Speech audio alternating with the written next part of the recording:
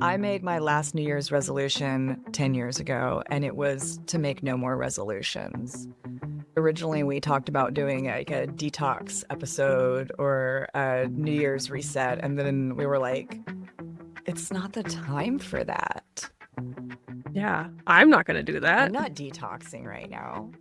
No way. I'm nourishing and supporting.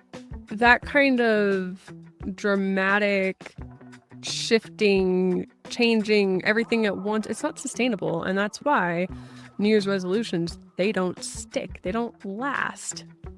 I want to talk about some ways and some things that we can do to create lasting and sustainable changes as we transition. Let's get into the fun stuff of what herbs can we use to transition this time of year.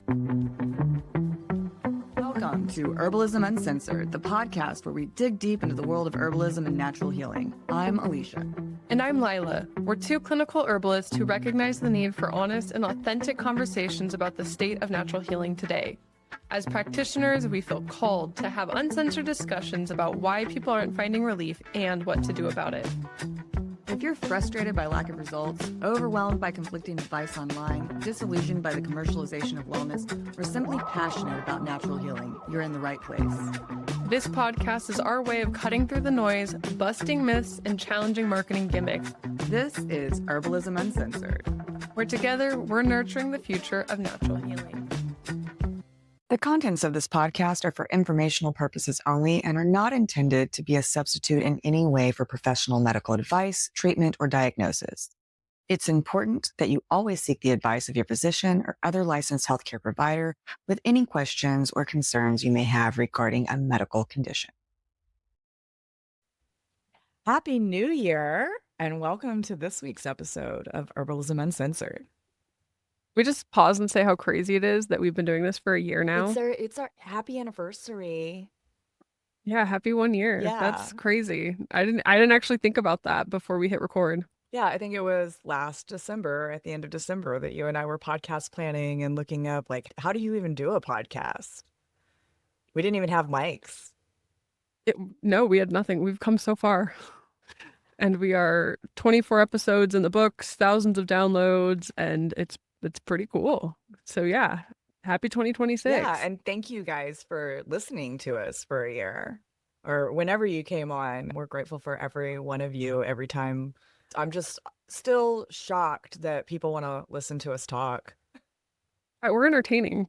Don't act like you don't listen to our episodes. I do listen to our episodes, and we are entertaining, and I think that we share some good information as well. There's some valuable stuff. We definitely do.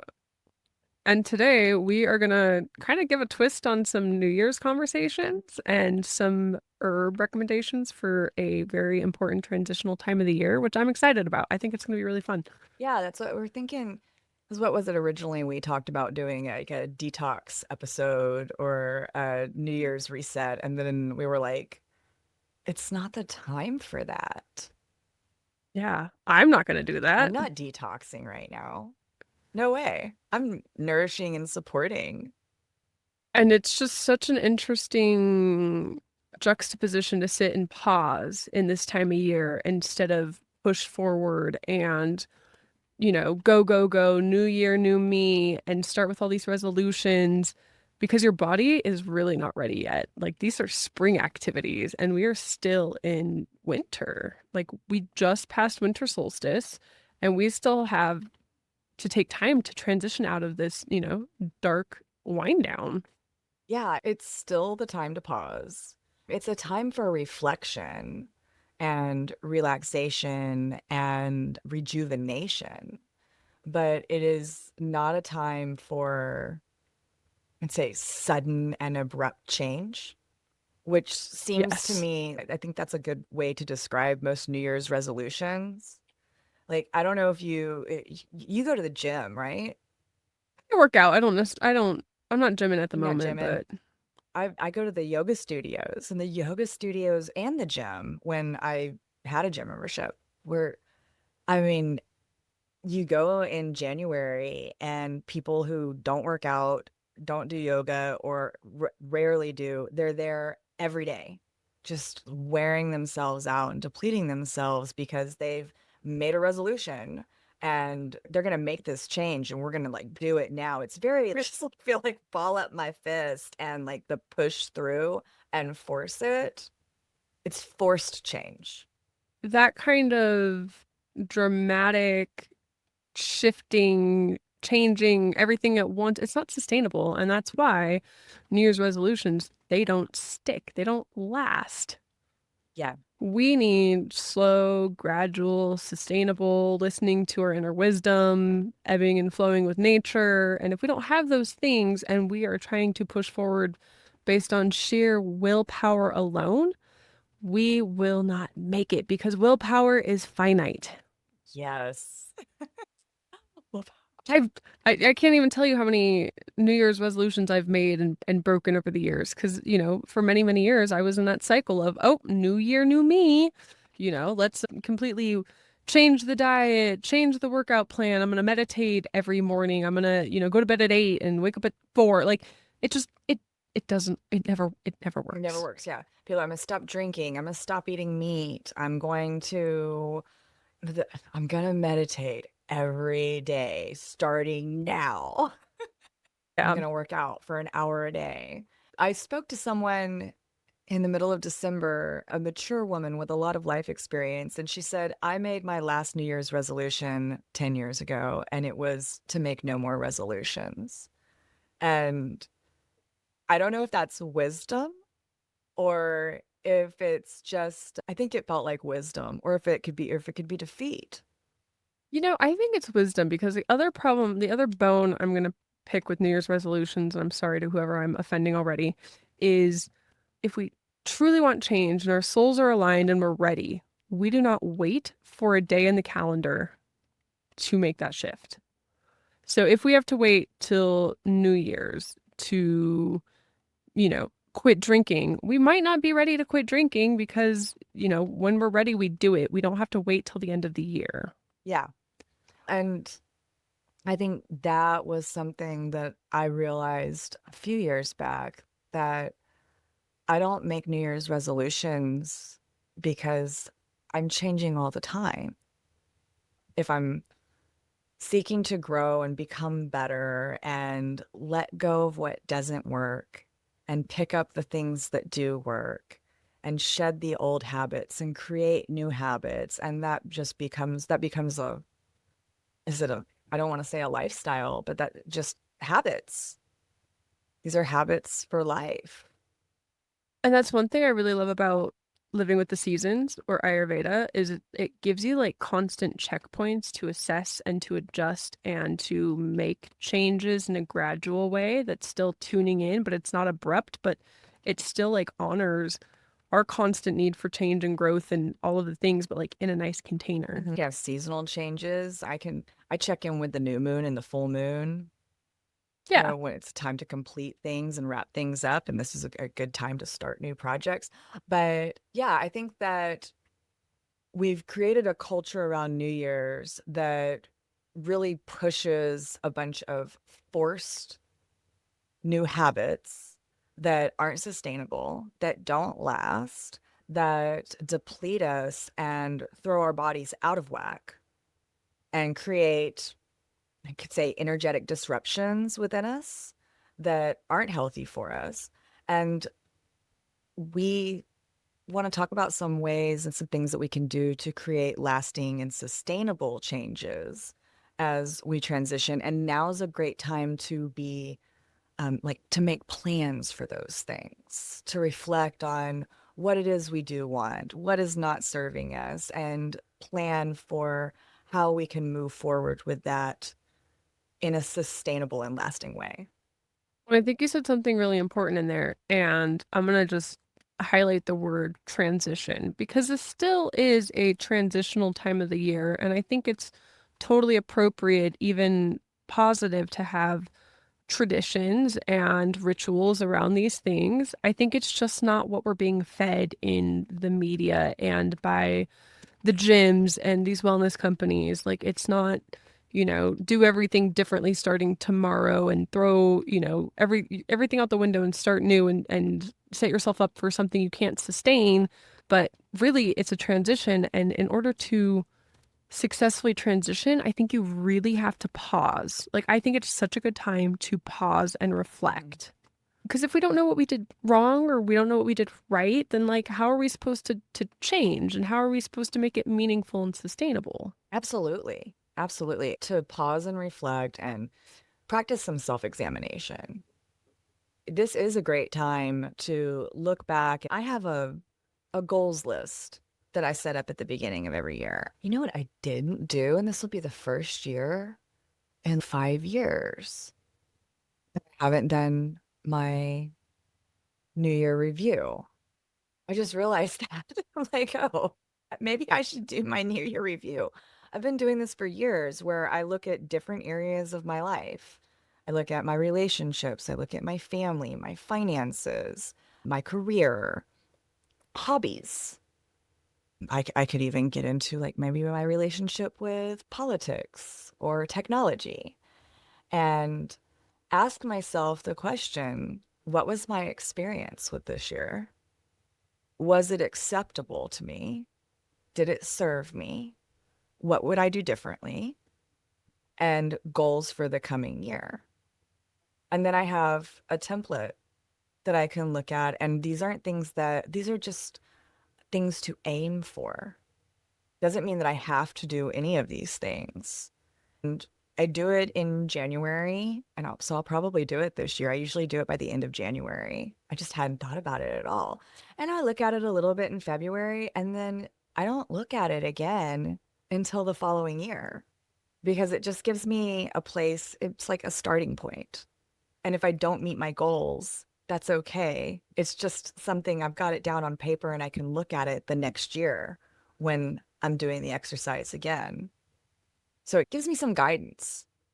I love that you pointed out technology and politics as something to reflect back on. I think that is actually a really, really, really great idea, especially technology and the way that that's evolving and becoming more and more a part of our life. Like, taking time to examine our relationship with it is huge.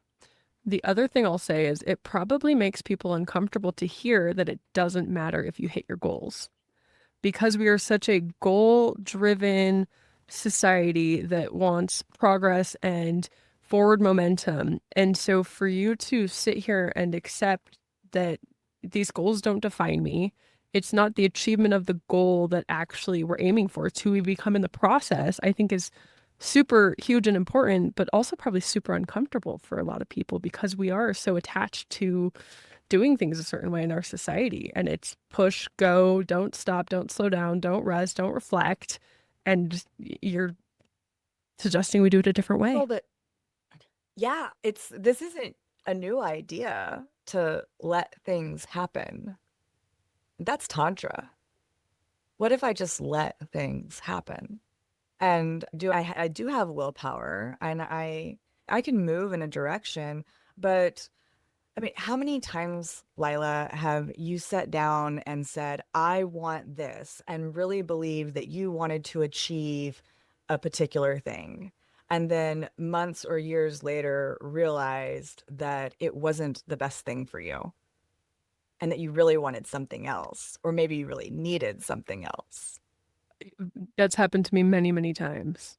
Many, many, many times. Yeah, so that's what a goal is for me. It's that I want this and I can move in that direction, but I might end up somewhere else. And if I can let it happen, then I can experience happiness and joy in my life wherever I am. And, I'm thinking about just now we're getting into some like real societal and cultural stuff, but goals, for example. I've talked to so many people when they get married and asked them, why are you getting married? And heard, it's the thing, that's the next thing to do. I graduated college, I bought a house, now it's time to get married. Every now and then I get the right answer, which is that are my best friend and I want to spend the rest of my life with them. Or what did a man tell me once? He said, when I think about life without her, I get short of breath. And I was like, go get married. But a lot of people get married and have children because it's a goal.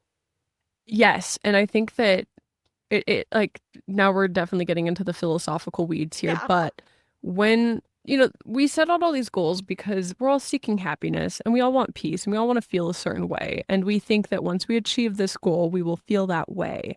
But when we attach ourselves to an outcome Mhm. or a goal being achieved, that might not happen. And like you said, what we set out as a goal here at this point of our journey might not be the best for us. And if we're not like tuning in and staying aware and kind of releasing the attachment to the outcome, then we're not going to be happy because there's no destination that we get to that we're automatically happy. There's no goal that we achieve that we're not just going to put up another goal post and, kick the ball farther. So I think it's so important when talking about goals is to like find out how to be happy now in this moment. And yes, have forward trajectories, have aspirations, have things that you want to achieve and start working in that direction, but don't grasp or fight it or swim upstream because you're not going to be happy. And you mentioned that's Tantra, and I'm thinking like in Taoism, that's the Wu way, right? Just kind of going with life, not forcing it. And I think that, again, this is so hard for so many people to understand because it is so just counterintuitive to how many of us have been conditioned, myself included. This has taken years of deconditioning and I still struggle with it. But we have to be happy and content now. Yeah. And or wherever we are. Wherever we are. And that's Yes. and just to clarify, like everyone who's married and has children and has successful careers, that's great. I'm not dogging people who are getting married and having kids. I just want it, no matter where anyone is in their life, to ask, am I satisfied?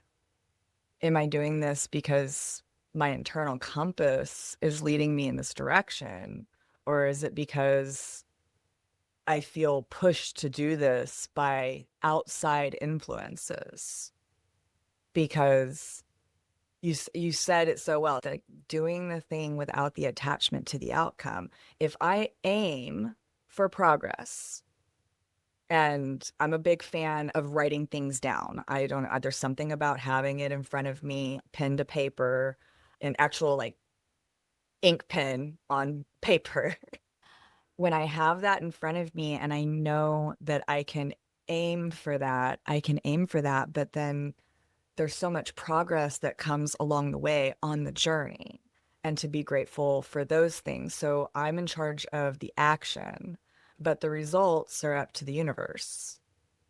The results are the journey, and sometimes the results aren't what I expect. Yep. For better or for worse, right? It's like our mentor says, you never know if you're getting the carrot or the stick from the universe. Like you never know if something that's good in the moment is going to be bad in the long term, or something that's bad in the moment is going to be good in the long term. And that's where I think just the highest level of trust and surrender comes in because we don't know what we don't know, and hindsight's 2020, right? Absolutely. So I know we're going to get into talking about some good herbs for the transitional season in this time of year, which I'm really excited about because I do think, especially this year, if you follow astrology, there's a lot to be shedding and letting go of. But before we do that, I want to hear, do you have any traditions or rituals around the new year or the winter solstice that you want to share? Ooh.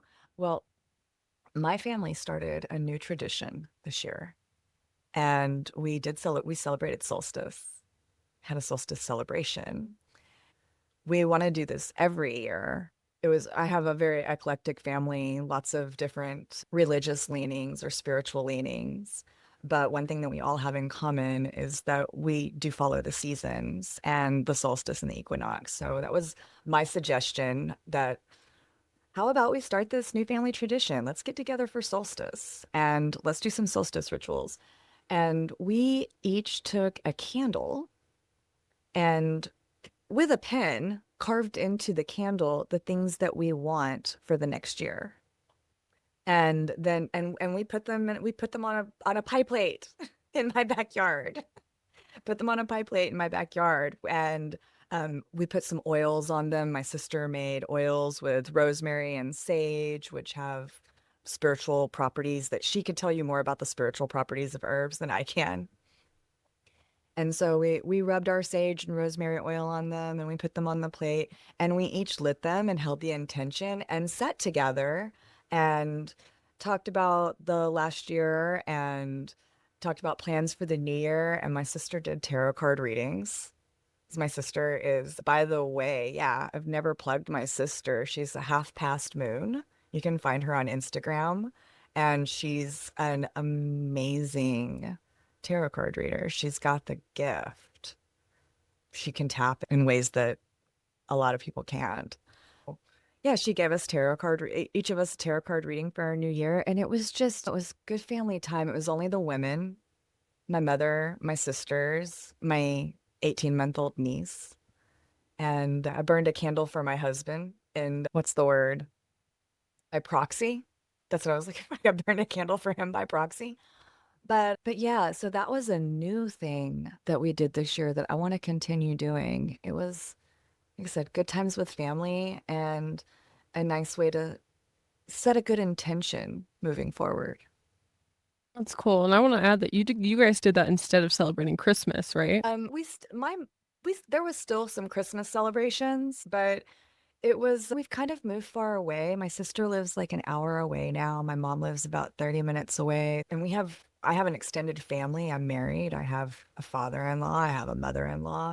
So we spent Christmas Day at our own homes. We got together for Christmas Eve and had some food and some fellowship. And my mom still gives me a stocking because she's adorable. That's cute. I don't get stockings anymore. I got socks and a coffee mug and a love note in my Oh, stocking. that's adorable. I have a couple New Year's traditions I'll share, but first, my sister had a couple of cute traditions I thought were really adorable and I want to share really quickly. So, one thing she did was she told me that she opened up her back door to let out the year, and then she opened up her front door to invite the new year in. And I thought that was just kind of adorable. I'm gonna do that. Right? It's like so intentional and just like a little silly, but like it kind of makes sense, you know? That's one of those things, like you can trick your brain. When you do something like that, when you have a physical action, we know we open the door to let things in and out. You can trick your subconscious mind and it does solidify things. So I think that's brilliant. Yeah. The other one, and I wanted to do this too, but I was just knee deep in helping a postpartum woman with a lot of children, is you take 13 pieces of paper and you write down an intention on every one of them. And for 12 nights, you burn one each night. And then whatever the last intention is your intention for the year. So she ended up doing that one, and her intention ended up being family, which ended up being super poignant for her at this point in her journey. So I might still do that one. I don't think it's too late. I think that would be a fun one to kind of shepherd in whatever intention is really what needs to be your focus this year. It's a full moon, like right now. It is a full moon right now. And it's a bit of a moody full moon. What's making me moody? I usually do well with the full moon. It's the new moon that gets me. This is oh gosh, what's it called? It starts with an H. It's a special new moon or full moon. It's the closest the full moon is going to be to the Earth the entire year. I don't remember what it's called though. We need our sisters to help But us anyway. with this. I know, Does your I know. sister know? Because I know my sister knows. Well, yeah, she's way more into the astrology and that kind of stuff, and I'm a little more political focused, and you know, it's fun, but I'm not as whatever they are. I'm not that. We should invite them on together one time. Have a sisters episode. That would be interesting. That would be very interesting. Let's ponder that. Okay, so I have two New Year's traditions. I do reflection every year, and I do goal setting for the year and like kind of plan out my year and say, you know, these are the trajectories and places I want to go, and then I reflect on it. Like I do that kind of stuff, especially for business and, you know, personal life. I think I'm going to steal your reflecting on the technology and, you know, those other areas of life, because I think that's really great. But the other two things I do, which I love, is one, I start a new playlist every year. And throughout the year, I add songs to that playlist. So whatever resonates with me throughout the year, go on this playlist. And the playlist have year namings, like 2025, and then it'll be something like cute and catchy. And so I have these time capsules for every year, and I've been doing it since 2014. And so I have, 11 years of these time capsules. And I listen to these playlists throughout the year, and they each represent like different points of my life in the year. Hard times, good times, you know, wins, losses. Like it's all kind of tied to whatever music I was listening at that time in the year. And so I go back and I listen to that playlist, and it helps me process what I went through that year. And it also helps me, kind of revisit, or like, if there was challenging times, it helps me. I want to say something else besides process, but it helps me like kind of reintegrate it, or, heal from it, or, it just helps me deal with it. And so that's one of my favorite traditions that I have been doing, and I highly encourage people to do it. If music's important to me and it's something that like can really regulate my mood and being, so this one specifically resonates with me. And I love having a time capsule back to 2014. That's a really cool idea. The year by year playlist, I think that's so cool. And that you have it going back to 2014, because yes, the music that we listen to says a lot about where we are in our journey. Oh yeah. Oh, yeah. Both of my traditions are kind of like litmus tests to see where I'm at and how much I'm growing and evolving. And so the other thing I do is I'll pick up and reread certain books. And I don't necessarily always do it as part of the new year, but I'll do it throughout the year. So like I read the Four Agreements every year. I just started rereading The Alchemist. I usually do a read of the Bhagavad Gita every year. And The whole it's a really thing. good, yeah, it's short if you don't read the commentary. Yeah. So I've been doing that one for a few years. And every time it's like a new experience because I'm a new person and I have new perspectives. And so it kind of shows me where I've grown, where I'm still stuck, and all of these things. And it's also become a very beloved, just kind of checking in and part of my reflective process. Which book are you on now?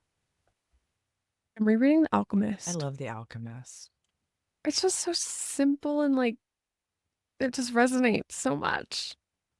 And it's funny because it's a book that I feel like always finds me when I need it. And I went to go check it out from a library a couple months ago because I wanted to do a reread on it and I couldn't find it. And then I had some life lessons kick in at the end of the year, and it made the book even more relevant to me. And I ended up seeing it at my little sister's house. And I said, Quinn, I'm taking this. And so I stole her copy of The Alchemist and took it with me. And so now I am doing my reread. Thank you, Quinn. Shout out to our sisters this episode. Yeah, it's a sisterly episode. Apparently. No, those are all really good things. I know that you asked about rituals for New Year's or solstice, and I told you what we did for solstice. I think my big New Year ritual is wild that I had not even thought of my yearly review because, like I said, I've been doing it for years. This year, I started a vision board. So, like, I had to Ooh. ask AI how to do a vision board because I have my planner right here, my planner from last year, and there's like a space for a dream board.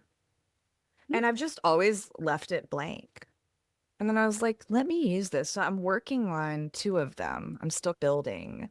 And I have one for specifically for career, and then another one that's just for my life in general for the year. And you know, I didn't realize this. Have you ever done a vision board or a dream board? Yeah, I have. It's a living document that it's something that you can continue to go back to regularly and change things. And because if I set a goal and realize that's really not the right goal for me, I need to tweak it a little bit, then I can change it. And I really appreciate that about it, that it's something that can grow and evolve with me and through life. So I'm gonna adopt that. And then yeah, the my yearly review, I just to share, like I get deep into relationships in particular, health, career, job, finances, sex life, hobbies, because I remember the first year I did this, it was 2019, and I had started my cosmetic business in 2018. And I realized when I did my review that the entire year I hadn't once had coffee or dinner with a friend. Wow. And so that became something that was important to me in the next year. Pets, politics in my 2020 yearly review, I got to write about my relationship with COVID-19. And it's also something that can change and evolve as for what is pertinent and coming up because things have changed. Like technology is a new one for me that will go on this year because I think that it bears speaking about if we are looking at I'm always looking at how to improve and deepen and make the relationships I have more meaningful and to be an active participant in them. And I've recognized that I have a relationship with technology. Every single one, we all have a relationship with our phones. And sometimes I catch myself that I want my relationship with my husband to be a higher priority than my relationship with my phone or my email or the podcast software, you know?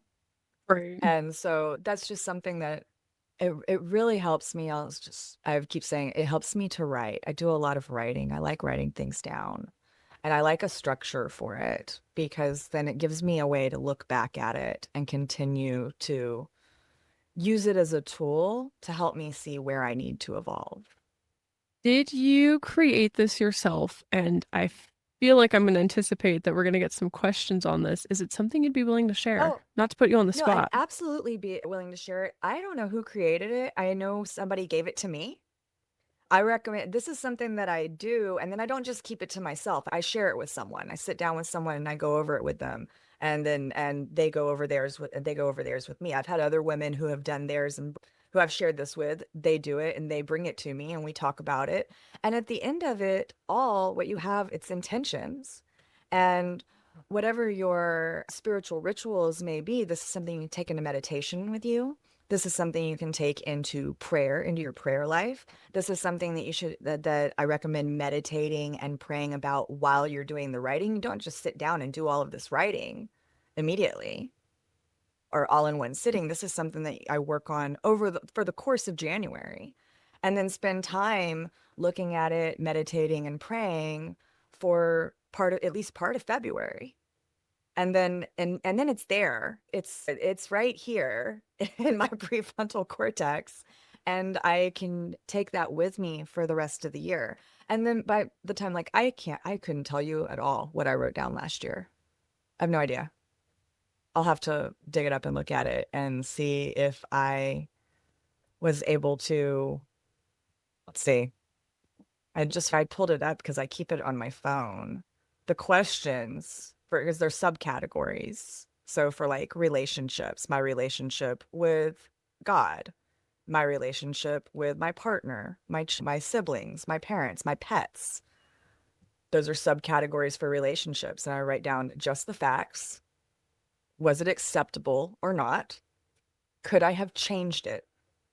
Did I make mistakes? What could I have done better? And then goals for the next year with prayer, just like an ask for the ability or the direction for clarity.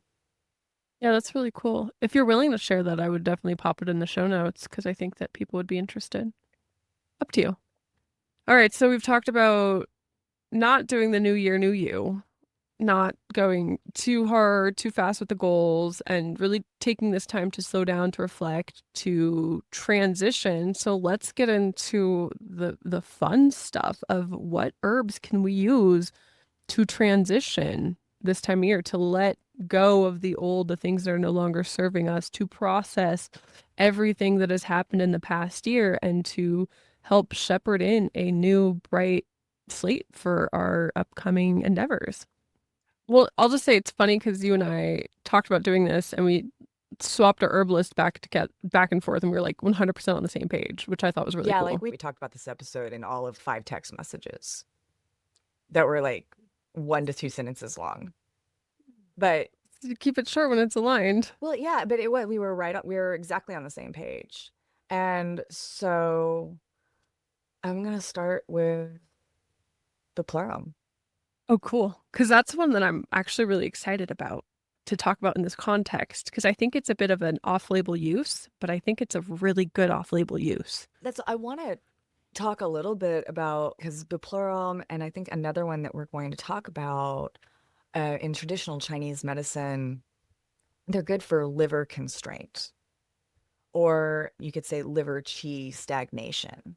Okay, so I want to say, what does that mean? I remember whenever I think of this, I think of KP telling this story about how early on in his practice, he owed this great debt to a Chinese doctor in his area because he was a Chinese doctor, didn't speak a lot of English, and everyone who came in, he told him it was their liver. So then they came into KP's office worried that they were dying because it's their liver. And when in traditional Chinese medicine, what the liver actually represents what the liver actually represents is the is flow. It's autonomic nervous system regulation, hormone signaling, blood flow, digestive timing, emotional processing, muscle tone.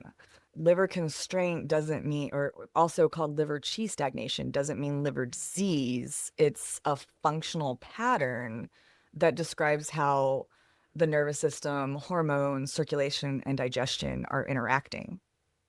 So if you think of things like bottled up stress, suppressed emotions, interrupted feedback loops, or tension that can't release, these are things that are due to liver qi stagnation or liver constraint, and it's because things aren't flowing properly.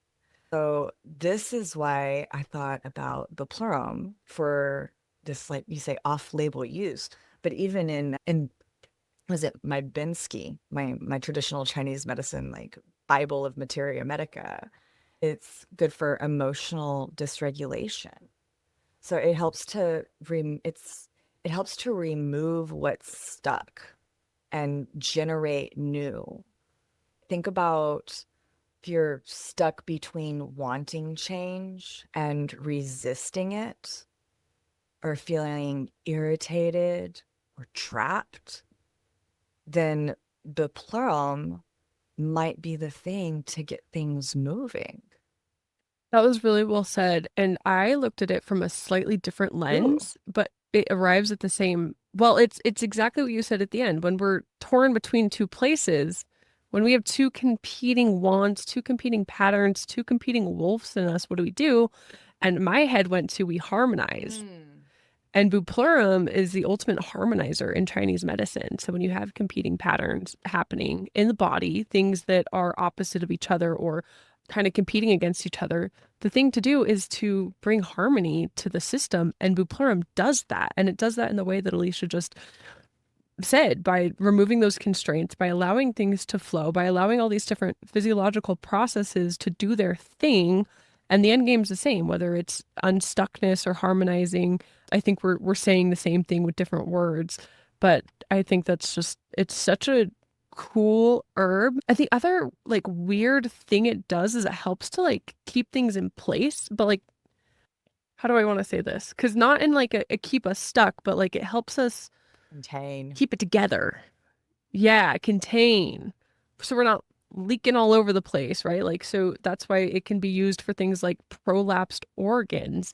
It helps to contain the energy in the proper matter. So it's not constrained, but it is contained. And as we are transitioning and going into the new year, we want our energy to be where we want it. We don't want it leaking all over the place. So we can kind of bring that in, get a little less sloppy, and move into the new year a little more constrained, but not in the negative way. Because I know we're talking about deconstraining, but I'm also saying it's going to hold things in place in the positive way. Well, I think that it's like it helps the energy flow where it's supposed to flow. If you've got like organ prolapse, then that's a sign that things are going too far in the wrong direction or too much flow in a specific direction. And that's what it harmonizes. You said the word, it harmonizes the flow so that the energy goes where it needs to go so that things don't fall out of place. Literally and It metaphorically. gives us a more strengthens the integrity of the container. Can we say that?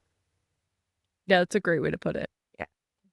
No, Bupleurum a Yeah. fantastic herb, especially for irritation, anxiety, that if you find yourself like self-sabotaging unconsciously, maybe try a little Bupleurum in your life.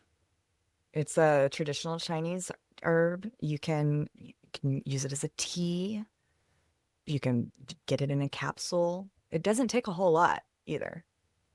Especially I think when we are getting into the really subtle uses of herbs and like the spiritual aspects of them. It doesn't take a lot when the intention is there to get some real changes on a spiritual level with these plants.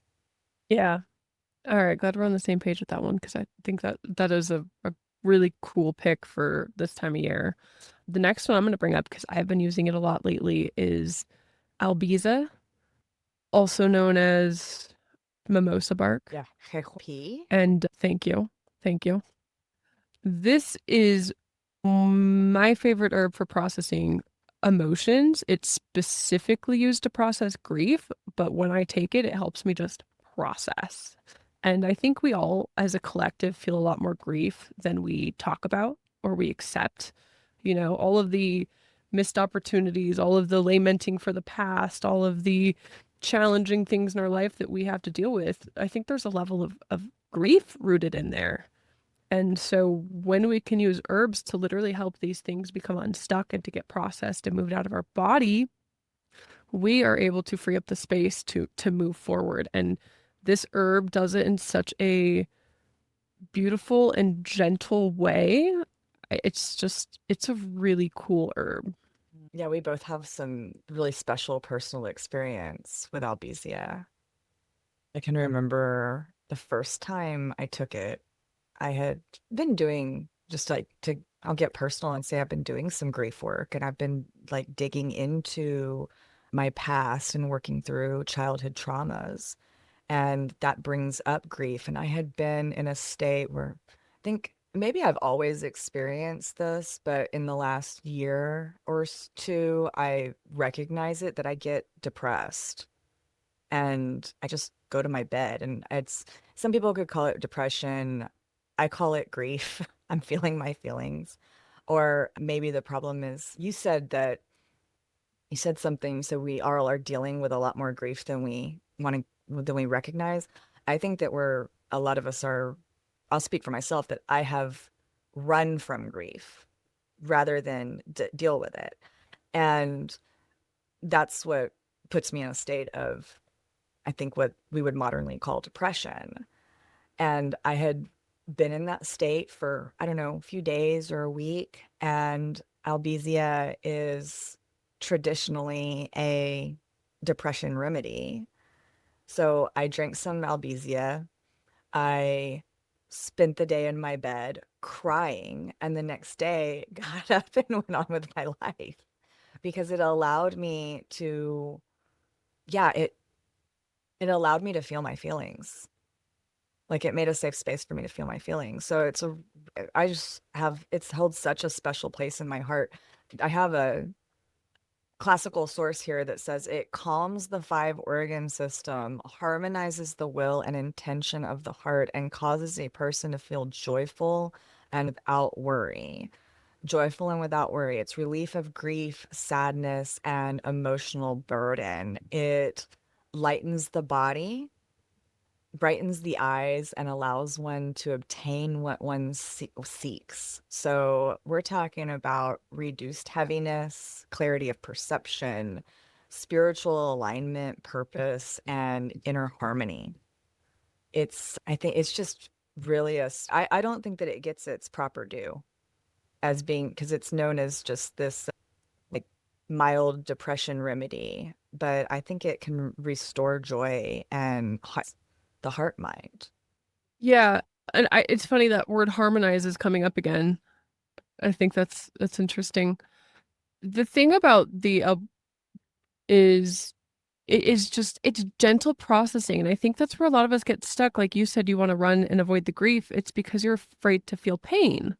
right? When we have to relive these moments or these emotions, it hurts and it's painful, and our minds want to protect us from that because our minds want to keep us safe.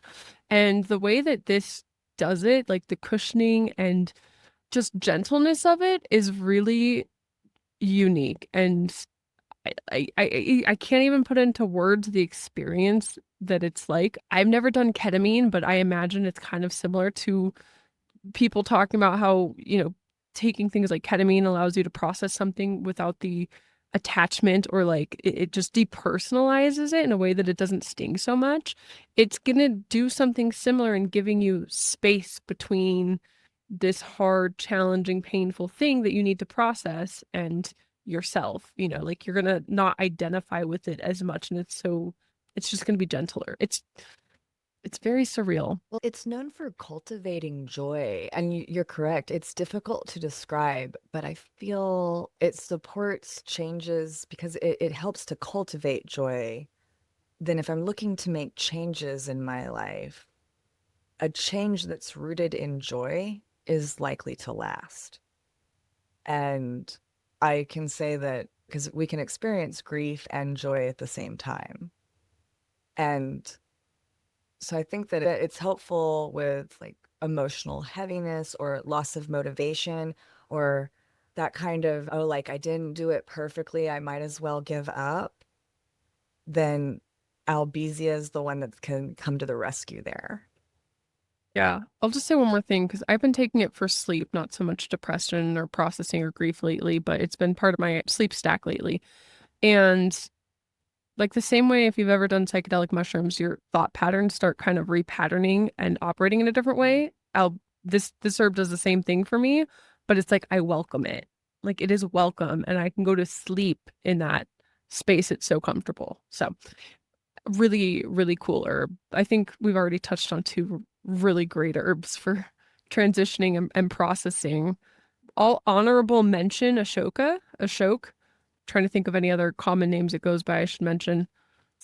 That's another really great herb for processing emotions, processing grief in particular, which I think is, again, part of that transitional period is dealing with that grief. So that is another one that's worth putting on the radar. Yeah, and Ashok, I think Ashok is an Ayurvedic herb. It's the red bark of a shrub, and it means that which removes sorrow.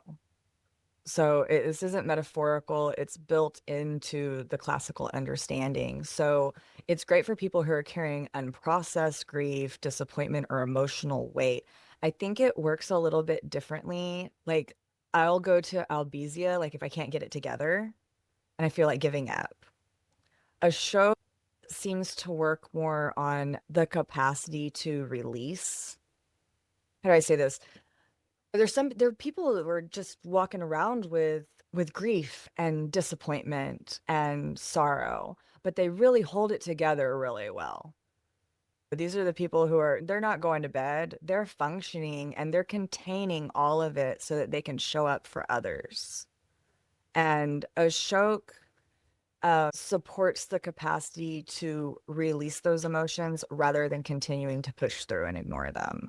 I think before setting goals, it's a good thing to ask, what grief, resentment, or pressure am I carrying into this year? And if you have lack of motivation that you feel like not doing anything, Albizia is your guy. But if you're gonna push through and force yourself to do all the stuff, Ashok is the one to turn to. Because you don't need more discipline. You need less sorrow in your system. Well, the other interesting thing about Ashok is it's literally an analgesic, right? So it literally eases pain, right? I just want to highlight that again because I think that's just so interesting how the more spiritual uses of the herbs also is like backed up by these chemical constituent uses of the herbs. And the other thing is it works on the heart. So just bringing balance to that system, which is like the seat of all these emotions and this grief, I think is just it's really profound. I think so far the things that we've mentioned all have a couple of things in common. They work on the heart. They work on the liver. They work on the circulation. Like we're talking about blood. We're talking about flow. We're talking about our life force. Okay. I want to, as long as we're on this route, like just honorable mention the Baishao, the white peony root. And this one goes along with the Bupleurum. It's very similar to Bupleurum that it nourishes and contains. It's another it's a nourishing herb, but it's also a liver herb that's known to soften the liver and relieve that liver constraint or liver qi stagnation that I was talking about earlier. So it supports soft strength, the ability to stay steady under pressure. So this is for people who are trying to change everything all at once. Man, that one kind of hit me. Burnout emotionally or feeling overwhelmed by their own expectations. It gives you like a buffering capacity. And traditionally, you use white peony root with albizia to alleviate worry, and it can soften the effects of the bupleurum. So I think that these are things that can be used together in different ways but it helps to feel like the peony helps to create like regularity and consistency and softens the intensity of things. Does that make sense? Yeah, definitely. And I like that you mentioned that they can be used together. And, a lot of times in Chinese medicine, they don't use single herbs. Everything's used in a formula or with another herb that it's synergistic to. So it's not uncommon to use these herbs as part of broader formulas or strategies or approaches. And, as Alicia and I are both clinicians who do this kind of work with people, we'll just add that, everybody's an individual and it might also need to be integrated as part of a broader approach. Just, good to know. Yeah. If you take one of these things and can't sleep or sleep too much or get a headache or feel dizzy, then something needs to be adjusted or maybe it's not the right one for you and seek some professional. The other herb that I want to talk about is a personal favorite of mine, but it is the remover of fear. And it literally helps us let go of the crap inside us, and that is Haritaki. Haritaki is a very gentle laxative, but it does a lot more than that. It has a downward moving energy, and like I said, it is the remover of fear. So it helps us to process and move through fear, which I think is part of transitioning, part of grieving, part of moving forward and letting go. So you can use this herb to both literally help you let go and not carry crap into the new year, but also more metaphorically use it to let go and lighten up and move through these challenges that come with these transitional periods. The Shiraka Samhita says that Haritaki, when you take it with food, is said to improve the intellect, strength, and functions of the sense organs. And you think about in Ayurveda how we take your senses are we I'm having this realization that in modern understanding, it seems like we don't give our senses their due because everything we take in with our sense of taste, touch, smell, hearing, sight, and and everything affects everything. So when the functions of the sense organs are optimized, we're we're better able to know where to go, what to do, how to do it. Talking about goals, like what goals, how do I achieve these goals, and what goals am I supposed to achieve? I need to optimize my sense organs. Well, yeah, like you said, the senses are used to process everything we come in contact with, but it's also a misuse of our senses that leads to most diseases. And that's definitely not talked about. Our senses help us to keep things in balance, but when we're using them inappropriately or we're not paying attention, then these misuse of the senses allows things to get out of balance, which is what leads us to states of dis-ease. So I agree that more emphasis should be put on the senses, and maybe we need to dive into that deeper in a future episode. Yeah. Yes. I think, ooh, an Indria episode. Hmm. That's All right, well, we'll have to talk about that. Yeah. That means it's the senses anyway. I do. As as we're pushing up against time, were there any other herbs you wanted to honorably mention or dishonorably mention? I feel like we must mention Bacopa, Brahmi, the spiritual higher mind qualities. It's a rejuvenative for cognition and intellect. It's okay. I did look up in the one of the classics. It appears in the treatment context of, I'm going to try to pronounce this correctly. Atatbenevesha. It's a classical category of maladaptive false fixation, often discussed in relation to disturbed cognition and judgment. So, Well, Bacopa helps to increase Siddhaka Pitta, right? Which is this where you're going to literally the processing of emotions and memories and intellect. This is going to help the fire that we use to process yeah, the things. fire of the mind, how we process, yeah, thoughts and feelings. And we've now found through scientific research that Bacopa helps to increase neuroplasticity. So build new neuropathways. So this is just great if you want to create a habit. If you want to create a new habit, one of the ways to do that is you need to get those synapse firing, build some new neuropathways, and Bacopa will help with that.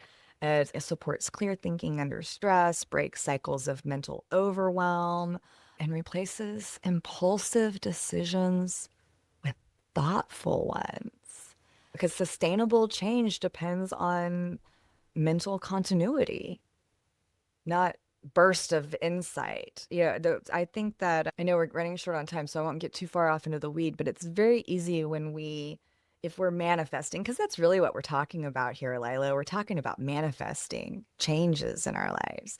And we're writing things down and doing rituals and meditating and burning pieces of paper and saying, this is what I want to bring into my life, and these are the things I want to let go of. It's very easy to have a thought pop into my mind and think, oh, this is divine inspiration. This is what I must be doing. When really it's just a thought. And Bacopa or Brahmi, whichever you choose to call it, and support with that discernment and the ability to remember why you started when that thought pops into your head that maybe I shouldn't be doing this. Maybe I'm on the wrong track. So I think I know we've both taken a lot of Bacopa over the years, and I feel like it grants clarity in a way that maybe only one or two other things can compare to. That was such a good herb to end on because I feel like it brought the conversation full circle back to not being impulsive, to having continuity with the thoughts and right, like not just going off on this whim because it popped up in your head and you think it's, divine inspiration, and really it's just a thought. I think that's so often confused in a lot of like the ways that spirituality is depicted and intuition is depicted. Yeah, or maybe but there's a 30-day challenge. How many 30-day challenges do you see? And I've been there where a 30-day challenge pops up in my Instagram feed and I start to think it's the universe telling me to do this. It's no, dude, it's the algorithm. It's just the algorithm. The algorithm is influenced by the universe in a way. Oh, sure. Yeah, it's all connected, but you know what I mean. I think Yeah. No, very much so. You think it's like a divine omen, and really it's just you got to get off Instagram is what it is. yeah, and I'm the type of person that will start strong and then lose focus or overthink myself into paralysis. And I know what I need to do, but don't consistently do it. And I think, yeah, I'm fixing to like redo my herb protocol. And I think I want to take all of these things. But you'll have to report back. I'm already taking a couple of them, and it, yeah, I think that's maybe something else we could maybe do an episode on. It's kind of like a peek into our herbal regimens and how we decide what to take and share some of our protocols, because I know you and I are both constantly rotating what we're doing as we change, as our environment changes, as the seasons changes, as our symptoms changes, and all the things. And I think that maybe a peek into the way that we formulate for ourselves could be entertaining. I think that could be a good one. I wanted to talk to you about that because I'm about to make some changes. I'm about to have a big herb capping party, and I have some plans, some things that I want to achieve in my mind and heart. My body feels good, but in my mind and heart over the next couple of months. And I bought 12 pounds of Gotu Kola. It arrived today God, for my Gotu Kola enemas. a lot of Gotu Kola. If I do an ounce a day, it's 160 days. It's half a year. Where'd you get it? Did you get it from Gary? No, I got it from Star West. Which Star West Botanicals, by the way, guys, they sell to the public, and they're quality herb suppliers. Yeah, they are. They're good. Well, I think this was a really fun and hopefully insightful episode, and will give people a different way to think about their new year and moving forward through it. Yeah, I hope so. And we got a little into the woo and like the spiritual aspect of the plants, man. Plants. Yeah. It's Mother Earth provides everything we need. Well, hopefully we didn't lose anybody along the way, but if anybody has questions or insights or things to discuss, you guys, our email and contact information is in the show notes. Yeah, thank you guys for listening. I think they're probably just happy we didn't talk about enemas for an hour and a half. That's probably too. An episode that we didn't talk about things going in our holes. Almost. I snuck some in the end. Oh yeah, you did bring up. Yeah, you did. No, thank you guys All for right, listening, and try one of these herbs. Let us know how it goes. Yeah, we'll see you next time. Bye. Thanks for tuning in to Herbalism Uncensored. We're genuinely humbled by the love and support you've shown us. If you've been enjoying the show, be sure to subscribe, leave a review if you feel called, and don't hesitate to reach out. Whether it's with a question, a success story, or a topic you'd love us to explore in a future episode. And remember, both Alicia and Lila, that's me, run virtual clinics. We'd love for you to check out what we're up to. You can find Alicia's practice Holistically Correct at holisticallycorrect.com, and you can learn more about my work at the Virtual Natural Healing Clinic by visiting tvnhc.com. Until next time, be well, stay grounded, and keep healing.